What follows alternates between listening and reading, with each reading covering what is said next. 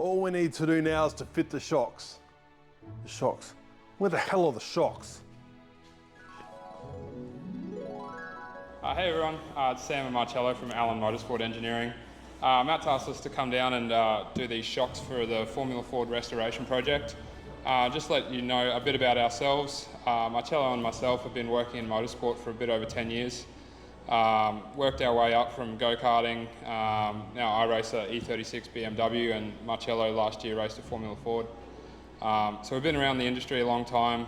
We've finally taken a leap into running our own business with shock absorbers and suspension work. We specialise in suspension setup, whether that be wheel alignments, corner balancing, new car setup, everything, we do it all. We also rebuild, revalve, can do all your shock absorber work. So yeah, pretty exciting, and this is an awesome project to be a part of. Yeah, we'd like to thank Matt for letting us take the opportunity to work on such a cool project. I've known Matt for the last couple of years working with his Formula 3 team, doing the data and all the fun stuff that comes with open wheeler racing. So we're good now that we've finally got a job with an open wheeler car with Matt or Chris's old Formula Ford. So we'd like to give you a little bit of a rundown on the setup here that we've managed to be working on, the shocks and what consists inside a shock absorber. So we'll just do a quick rundown on these shock absorbers and the project that Matt presented to us. So we'll start with these ones. So these are the front shock absorbers. They're based on a Bilstein shock, non-adjustable other than the spring height, monotube shock absorber. We'll explain more detail about the monotube shock later when we've got this one apart here. But other than that, quite a basic shock, pillow ball top and bottom. Yeah, pretty nice shock. On the rear we have a Penske shock, looking very similar, but as you can notice we've got a remote reservoir to the side of this here. So this is the other side here we've got laid out is the other Penske. So when Sam mentions monotube, we've got a singular tube for most of the shock. Twin tube would have another tube running inside here. On the side of it, we've also got a reservoir. So this reservoir will hold our floating piston, which separates the gas pressure from the oil in the shock. Normally in a non-reservoir, you would have it at the base of the shock here. So one of the benefits of this Penske shock is we actually have adjustability with its dampening. So on the top of the reservoir here, we've got two adjusters. The top one here being the low speed compression, and the bottom one here being the high speed compression. When we talk about high and low speed, that is the physical speed of the shock shaft moving up and down. For our rebound, we have a small little clicker in the head here that adjusts our rebound bleed, and rebound is the extension of the shock. So here in the head valve of our reservoir here does most of our compression adjustment. So most of the valving is done by what we call shims, which are thin metal plates of spring steel that control the flow of oil. So in this head valve here, the shims do our high speed, which is this adjuster here. So as this screws around, it will pull pressure down and stop the shims from wanting to flex as much, letting the oil passage open. Then for the low speed, this little top adjuster, we have a small bleed in here. So the oil will bypass these shims depending on how much you open and close this bleed, allowing it for free flow or softer damping. And for the rebound adjuster, it's simply just a bleed through the center of the shock shaft. So as you can see, this is your shock shaft. You've got the clicker on top. Normally your top mount goes on there. This is our piston with the Teflon band so it can ride up and down in the shock body. Again, we've got shim stacks on top of here for rebound and compression. And then the needle goes in the bottom of the shock shaft with the end on the end. And the adjuster simply moves the needle closer or further away from the end of the seat, which opens and closes the passage. So when Matt came to us, didn't get much of a brief other than the shocks have been sitting for a long time and they're probably buggered. So when we started tearing them down, we could see that they were in quite bad state, especially with the seals. When they do sit around a long time, even though the shock's not doing any work, the seals deteriorate, as we can see in the top valve here. So yeah, basically I'll just run through everything that we change in the rebuilding procedure. So everything from the O-rings on the needles, the top wiper seals, the bearings. These bearings were quite bad, very flogged out, done a lot of miles by the sounds of it. The hoses, these hoses were cracked and leaking. Once you start leaking, you're going to lose gas pressure and the shock performance is completely useless. So yeah, new hoses, new fittings, pretty much everything other than the hard steel components is getting replaced. These being especially good for us, everything is adjustable and changeable. So normally on a car shock, they're quite basic. Once you get your life out of them, you go to your local shops and get a new set. These being fully rebuildable, as Sam has mentioned, makes it quite long lasting. And the fact that they're also customizable. So something that we specialize in, revalving and resetting up the shock absorber. There could be different spring rates, your dampening valving, heights, everything like that. So when we talk about dampening, we're coming back to these metal shims here. So this all can come apart and we can replace depending on what sort of dampening is required. This being not a generic shock, but it can fit in multiple vehicles, can mean the fact that whatever this dampening spec is may not suit the next vehicle it can go into. So we customise and we can spec to whatever the requirements are for the vehicle. Same goes here for the spring. So we can change and adjust spring heights as well as spring rates.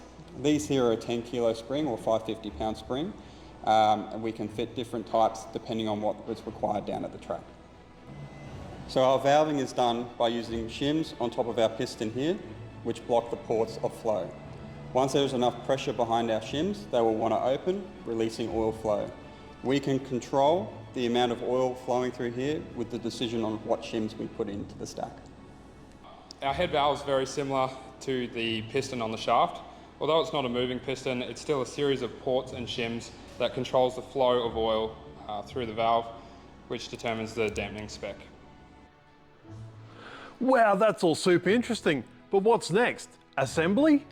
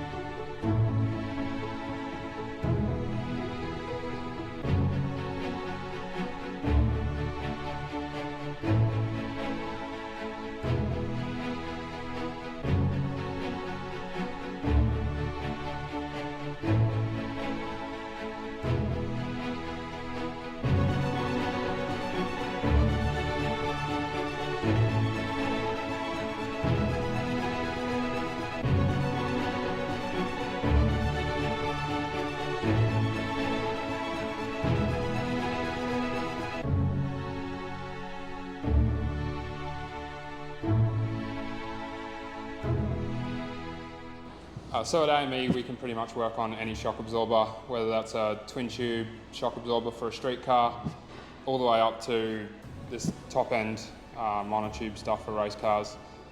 We've got the tooling and the knowledge and the equipment to work on everything.